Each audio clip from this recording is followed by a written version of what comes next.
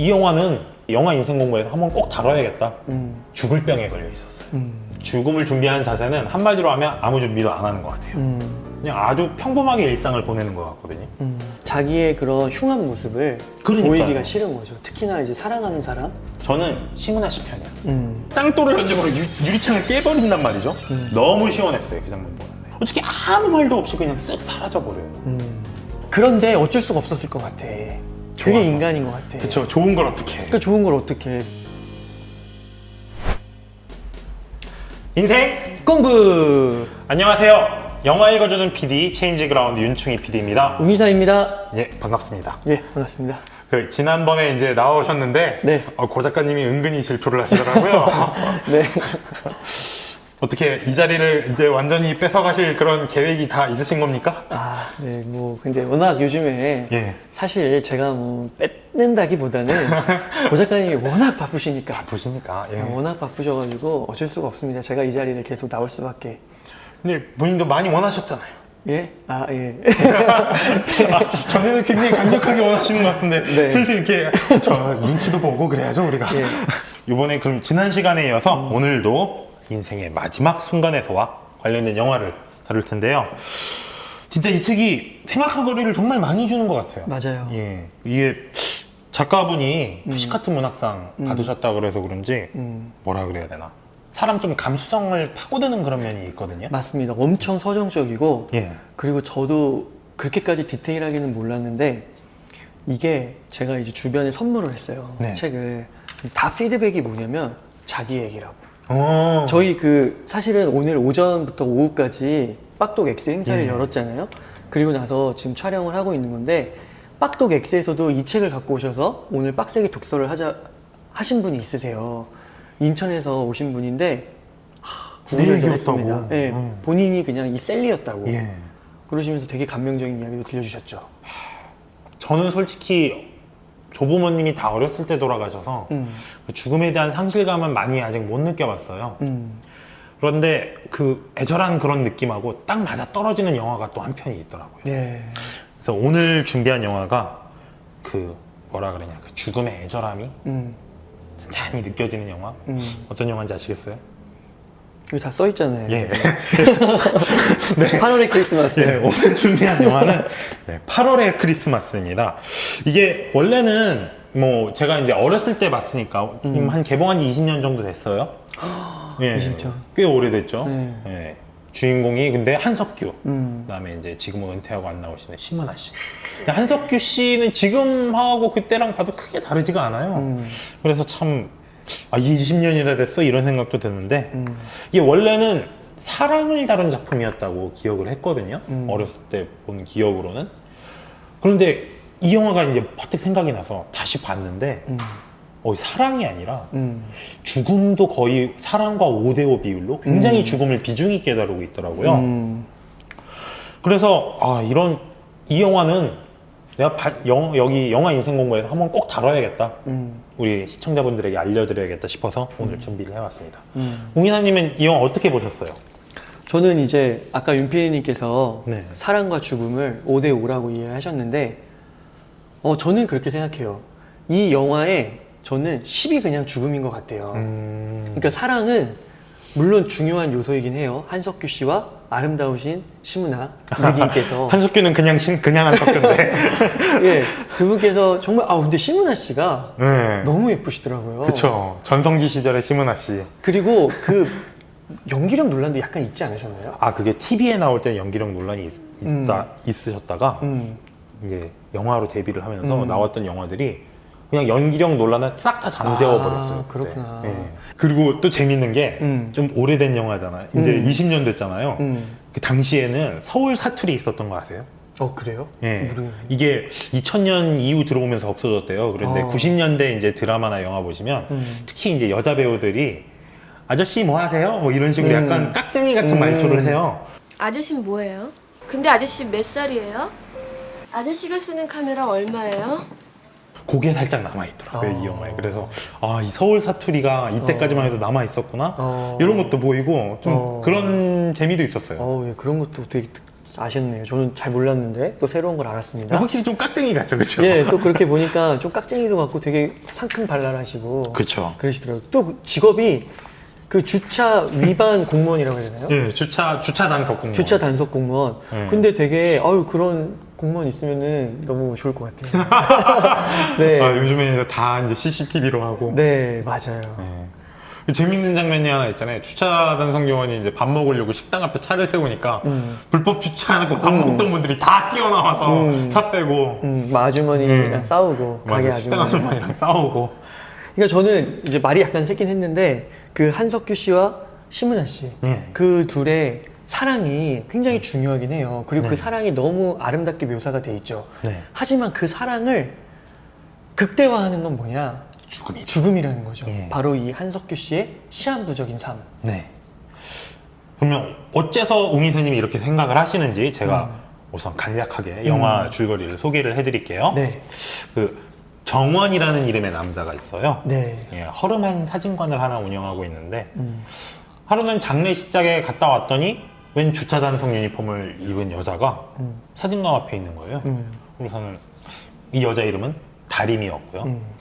그래서 다림이 아저씨 사진 좀 인화해 주세요. 그런데 막 더운데 갔다 오니까 짜증나잖아요. 그래가지고 좀 짜증을 부렸어요. 그래서 이 여자가 또 민망해가지고 사진관 밖에 나가서 나무 그늘에서 이렇게 막 서성이고 있고 그게 미안해서 이제 정원이 아이스크림을 들고 가서 이제 사과를 합니다. 여기서부터 이제 두 사람 만남이 이제 시작을 해요. 이게 영화를 보면 아마 다림이 먼저 정원을 좋아했던 것 같아요. 먼저 대시를 합니다. 그게 되게 뭐라 그래야 되게 귀엽지 않나요? 그게? 이렇게 뻔히 보이잖아요. 좋아서 들이대는 게. 그리고 뭐 정원도 다림을 싫어하는 것 같지가 않아요. 예. 뭐 데이트도 하고 만남도 갖고 그러는데 문제는 이 남자가 만나는 주는데 좋다 싫다 말을 안 해요. 미치고 팔짝들 노리시죠. 도대체 이 남자는 왜 고백을 안 하나? 이게 지금에야 좀 여자분들이 고백하기도 하는 문화지만 그때만 해도 여자가 먼저 고백 안 하는 문화였거든요. 네. 남자가 이렇게 가만히 있으니까 답답하잖아요. 도대체 이 남자 왜 이러나? 막 그런데 이유가 있었죠.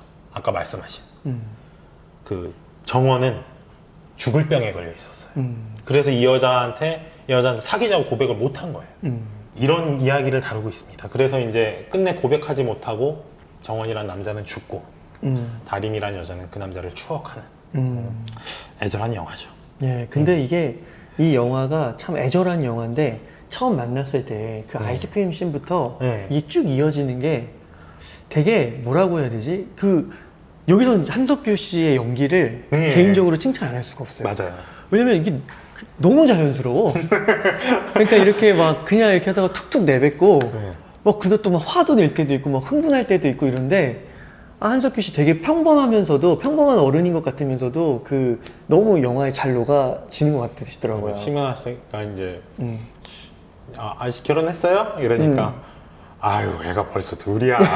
능청스럽게 맞아요. 거짓말도 하고. 결혼은 안 했죠? 에휴, 벌써 애가 둘이야. 이때는 뭐 한석규 씨가 우리나라 영화판을 다 접수하던 시절이셨으니까 네. 이 두 사람의 애절한 상황 이야기이긴 한데 이렇게 엇갈리잖아요. 엇갈리다 보니까 좀 한쪽 편을 들게 되더라고요. 저는 심은하 씨 편이었어요. 왜 그러냐면 이게 정원이 아프면 아프다고 말을 하면 되잖아요. 그렇죠? 나 이제 앞으로 얼마 못 산다. 남은 시간 동안 너를 행복하게 해주고 싶다. 이러고 사귀어도 되잖아요. 여기서 이렇게 좋아하는 티를 그렇게 팍팍 냈는데 어떻게 아무 말도 없이 그냥 쓱 사라져버려요. 그리고 그게 너무 열받더라고요. 네. 그래서 나중에 심은하 씨가 이제 사진관 앞에 찾아가고 짱돌을 던져버려 유리창을 깨버린단 말이죠. 너무 시원했어요. 그 장면 보는데. 네. 사실 이제 그런 상황이었다면 다림 편인데 여기서의 편은 뭐냐면 사랑을 하는데 그 반응과 그리고 갑자기 연락이 툭 끊긴 거잖아요. 그러니까요. 거기에 대해서는 한석규 씨가 잘못했다고 봐요. 맞아요. 그러니까 이야기를 하고 그리고 내가 뭐 먼 데를 가 있는다. 뭐 어딜 여행을 가는 아니면 일로 인해서 좀 먼 타국으로 가게 됐다. 뭐 이런 정도면 될 것 같은데. 그 정도 거짓말이라도 해야 되는데. 네, 근데 이거는 완전 중간에 그냥 단절이 되는 거니까. 맞아요. 그리고 그 단절도 막 놀이공원도 갔다 와서 엄청 행복한 다음이 그러니까요. 벌어지는 거잖아요. 그러니까 굉장히 힘들었을 거라는 거죠. 만약에 이렇게 대처를 할 거였다면 한석규 씨가 아예 그 놀이공원도 가면 안 되죠. 그쵸. 그런데 어쩔 수가 없었을 것 같아. 그게 좋아서. 인간인 것 같아. 그쵸. 좋은 걸 어떻게 해. 그러니까 좋은 걸 어떻게 해. 그걸 갔다 와야지. 저도 그래서 정말 정원이 밉고 다림이 너무 안타깝고 그랬었어요. 그러니까 참 이게 잘잘못을 따지기가 어려워요. 사랑의 문제는. 그런데 음. 이번에 인생의 마지막 순간에서 한 구절을 보고서는 음. 조금 정원을 이해하게 됐어요. 네. 이게 어떤 구절인지 읽어드리면 사람들은 죽어가면서 품위를 잃을까봐 몹시 두려워한다. 토마스 브라운경은 죽음이 두렵다기보다는 죽음으로 인한 결과가 부끄럽기 그지없다. 죽음은 우리의 본성에 수치와 불명예를 안긴다. 순식간의 외양을 흉하게 망가뜨려서 가장 가까운 친구들과 아내와 자식들마저 우리를 보고 흠칫 놀랄 정도다. 라고 적었다. 브라운경은 죽음에 수반되는 동정의 눈물이 너무 싫어서 차라리 아무도 안 보는 데서 익사하고 싶다고 말한다. 동정의 눈물이 너무 싫어서 네. 익사하고 예. 싶다고. 여기서 이제 품이라고 그 영어로는 이제 dignity. 요걸 이제 품이라고도 하지만 다른 말로 이제 존엄성이라고 하죠. 예. 이 dignity라는 존엄성이라는 말을 보니까 아 이게 왜 정원이 그냥 아무런 말도 없이 그렇게 쓱 사라져 버리는지 좀 알 것 같더라고요. 아, 그때 이제 집에서 이제 쓰러져서 이제 병원에 입원을 했잖아요. 맞아요. 그때부터 이제 얼마나 사람이 이제 초췌 갈 거 아니에요.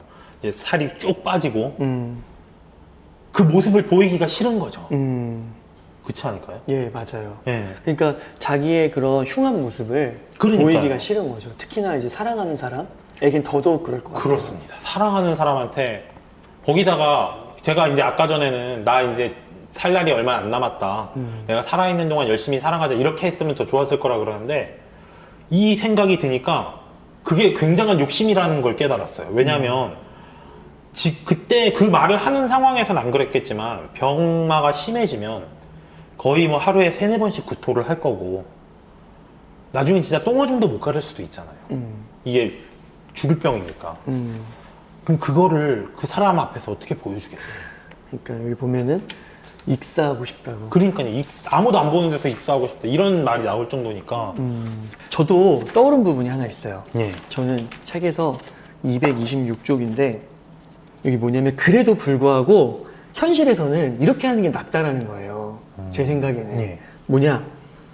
당신의 뜻을 반드시 존중해 줄 사람을 선택하고 당신이 바라는 것을 그들에게 확실히 알리도록 하라.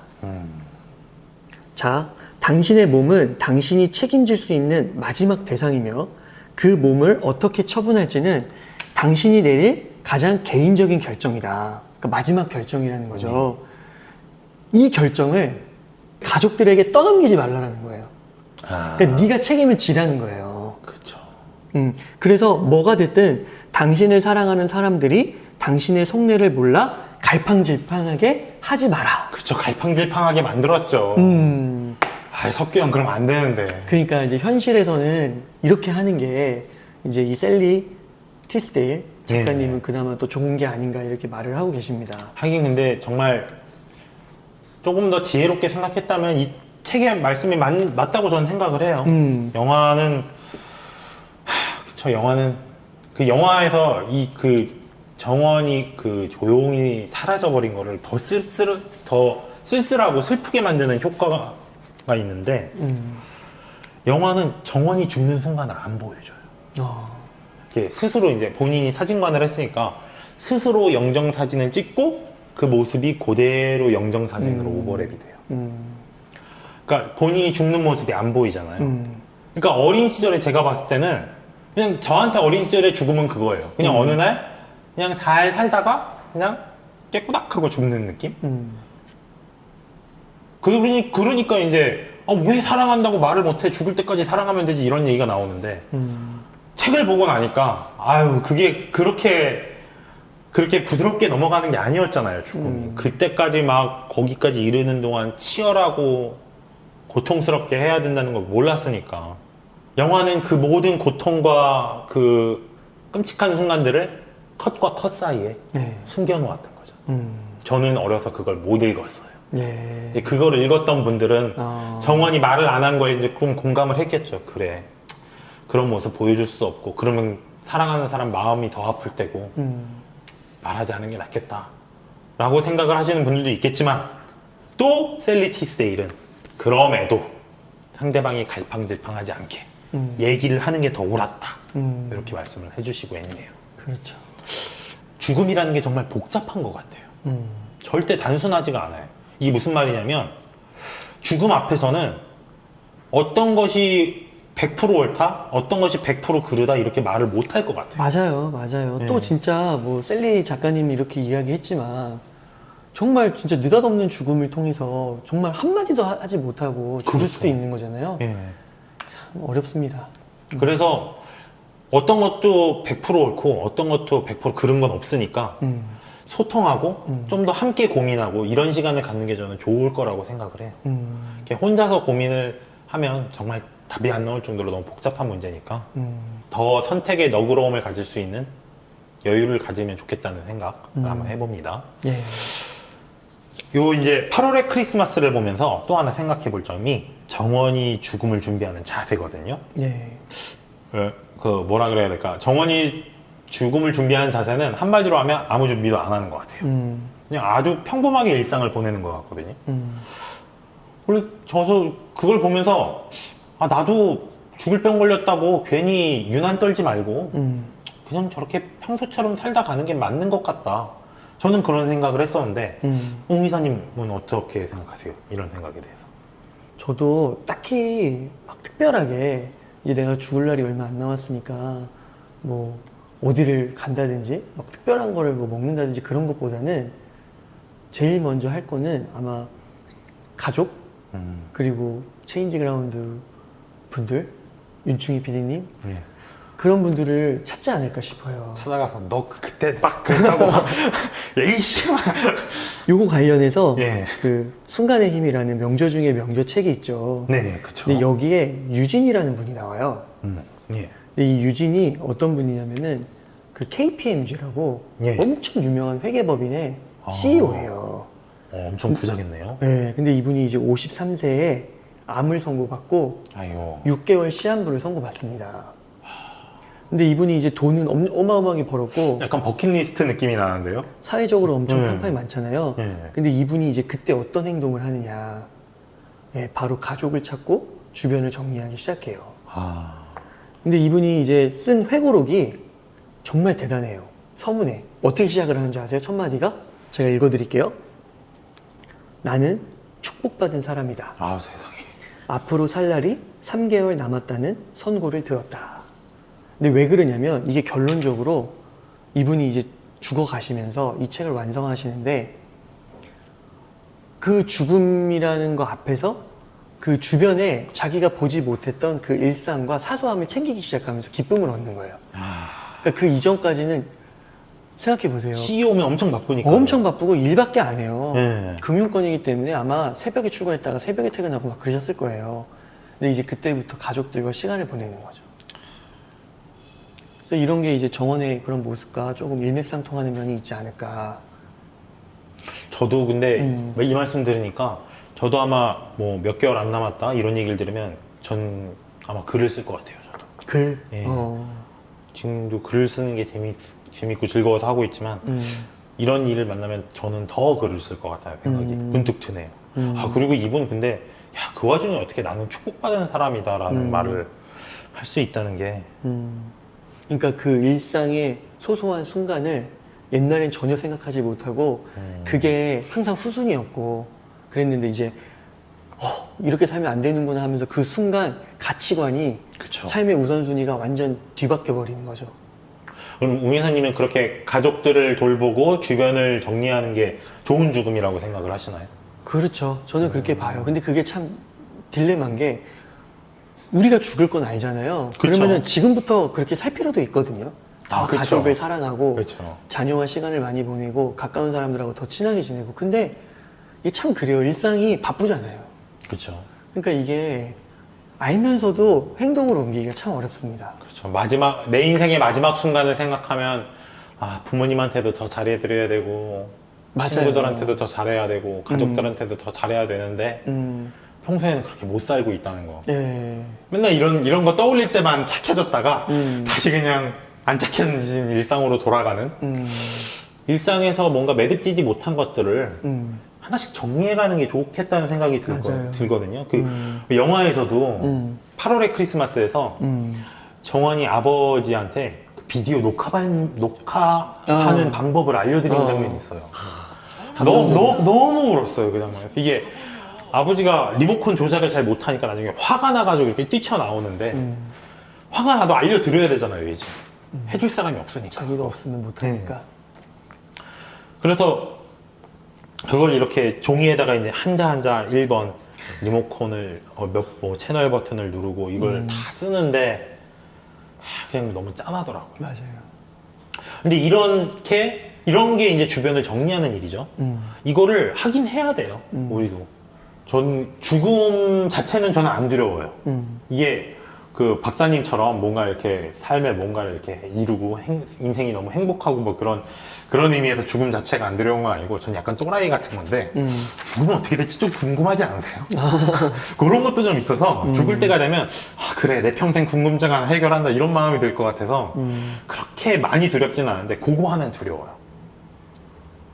이렇게 정말 언제 죽을지도 모르는데 비명행사할까 봐. 진짜 뭐 교통사고를 당할 수도 있고 어디서 뭐 떨어질 수도 있고 그렇게 해버리면 그동안 준비했던 아무것도 정리를 못하고 죽어버리는 거잖아요. 그런 건 좀 두렵다는 생각이 들더라고요. 저도 그런 것 같아요. 오히려 사실 비명 행사 이런 거는 고통이 없다는 측면에서는 어떻게 보면 그렇죠? 예, 어떻게 그렇죠. 보면 좋은 죽음이라고도 할 수 있어요. 그러니까 이 책에서 그걸 좋은 죽음이라 말하는 게 아니고 네. 다양한 죽음이 있을 수 있고 그렇죠. 그게 이제 각 사람의 맥락에 따라서 그런 게 적합한 죽음이라는 표현도 쓰시죠. 네. 그게 있는데 비명 행사도 저는 오히려 그럴 수 있는데 그 왜 슬프냐면 저는 저희 가족이 걱정이 돼요. 그러니까요. 특히 이제 자녀, 이제 윤 PD님도 앞으로 가정을 꾸리시고 자녀를 낳으시면 진짜 그 피덩거리거든요. 네. 걔는 없으면 안 돼요. 요만하잖아요, 부모님이. 애기 때. 그러니까 그 애가 생각이 남는 거죠. 아유. 네. 그리고 사랑하는 아내도 그렇고, 연로하신 부모님도 그렇고. 그래서 제가 또 하나 생각을 한 게 인생의 마지막 순간에서를 보면은 그런 얘기가 나와요. 그 일본의 풍습인데 그러니까 한 해의 마지막 날에 딱 새해 전날이 되면 그 자기 장례식에 읽을 추도문을 쓴다고 하더라고요. 네, 저도 봤어요, 네. 그 부분. 이게 전 그걸 보고서는 무슨 생각이었냐면 추도문까지는 아니어도 최소한 매년 마지막 날에 유서라도 써야겠다. 내가 그렇잖아요. 제가 어느 순간 그냥 확 죽어버렸을 때 내가 그동안 못했던 말들, 내가 얼마나 사랑했는지, 얼마나 고마워했는지 이런 말들을 못하고 죽을 거 아니에요. 그 말들을 다 유서에 남겨놔야겠다. 새해 마지막 날에. 그리고 이제 그걸로 이제 1년 동안 내가 죽게 될 거를 미리 대비하는 거죠. 그렇죠. 1년 동안 뭐 무슨 많은 일들이 있겠지만 그래도 얼마나 많은 일이 있겠어요. 그래서 매년 그걸 갱신해 가다 보면 어느 정도 불의의 죽음에도 좀 대비가 되지 않을까? 그리고 매년 마지막에 한 해를 뭐 정리한다 뭐 이런 거 하면서 막년회 한다고 막 술 퍼마시고 이런 것보다는 진짜 내 인생을 정리하는 유서를 쓰는 게 새해를 맞이하는 더 올바른 자세가 아닐까? 이런 생각도 들더라고요. 그러니까 말씀하신 대로 일상이 바쁘니까 진짜 어떻게 뭐 365일 가운데 300일을 죽음을 생각하고 그럴 수는 없잖아요. 그럼 오히려 그러면 안 되죠. 그렇죠. 예. 그러면 또 뭐 진짜 일상에서 해야 되는 일에 지장이 있을 수도 있고. 예, 우울증에 걸리고 이럴 수도 있죠. 그런 거. 근데 이제 윤피님이 말씀하신 것처럼 365일에서 딱 하루. 단 하루. 예. 단 하루만은 추도문도 써보고 죽음에 대해서 생각해보는 그런 시간을 가지면 또 반성도 할 수 있고요. 그렇죠. 뭐가 중요한지 내가 그 표대를 잘 세우고 갈 수 있는지도 볼 수 있는 거죠. 그래서 성경에 그런 말이 있어요. 그 유대인의 전통 예. 문구이기도 한데 지혜로운 사람은 죽음에 대해 많이 생각하지만 어리석은 사람은 눈앞에 보이는 즐거움밖에 생각하지 못한다. 그러니까 죽음에 대해서 생각하는 사람이 지혜롭다라는 거예요. 그렇죠. 근데 그러지 못하는 거죠. 여기는 이제 어리석은 사람은 눈앞의 즐거움이라고 했지만 사실 뭐 즐거움이 아니더라도 우리 일상이 눈앞에 있는 것만 좋치면 사는 거잖아요. 예. 근데 지혜로운 사람은 죽음에 대해 생각하는 건데 우리가 그렇다고 해서 막 죽음에 대해서 막 그렇게 오래는 할 수 없으니 말씀하신 대로 딱 1년에 한 번 정도만이라도 해서 약간의 미니멀한 지혜로운 사람이 한번 돼보자. 뭐 그리고 그걸 이렇게 서로 돌려 읽으면서 파티 같은 거 하는 것도 괜찮을 것 같아요. 죽음의 파티? 너무 나간 거 아닌가요?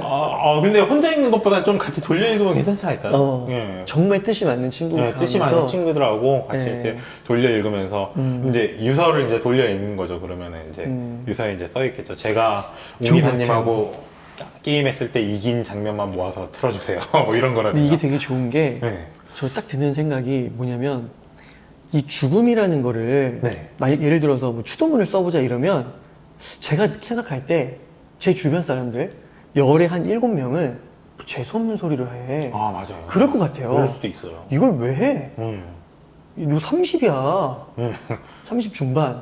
아직 갈수록 높아지는데. 양심에 찔려서. 근데 무슨 추도문이야. 이렇게 재수없게 그쵸. 그런 말 하지 마. 이렇게 될 것 30대부터 같거든요. 뭐 하는 거예요?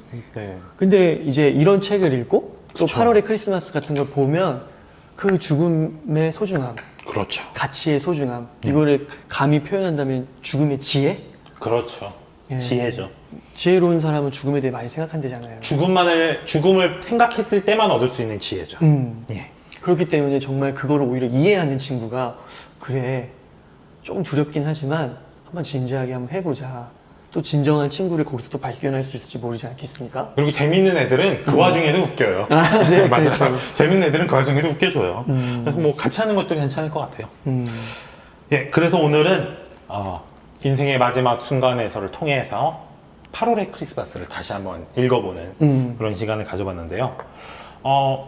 이게 제가 영화를 처음 봤을 때는 저한테는 그냥 멜로 영화였어요. 8월의 크리스마스가. 그런데 이 책을 보고 나서 인생의 마지막 순간에서를 보고 나서 다시 보니까 영화에 등장하는 죽음의 요소들이 더 강렬하게 다가왔고 그러다 보니까 이건 저한테 이제 명작으로 다시 태어나더라고요. 예. 20년 만에 이 책 덕분에 명작을 한 편 또 얻게 되었습니다. 예. 홍이사님 어떻게 보셨어요? 저도 별반 다르지 않습니다. 저도 이 영화를 저는 처음 봤어요. 많이 이야기는 들었지만 처음 봤는데 명작이에요. 그리고 시문아 씨 예쁘고. 그러면 오늘 방송은 여기서 마치도록 하겠습니다. 지금까지 시청해주셔서 감사합니다.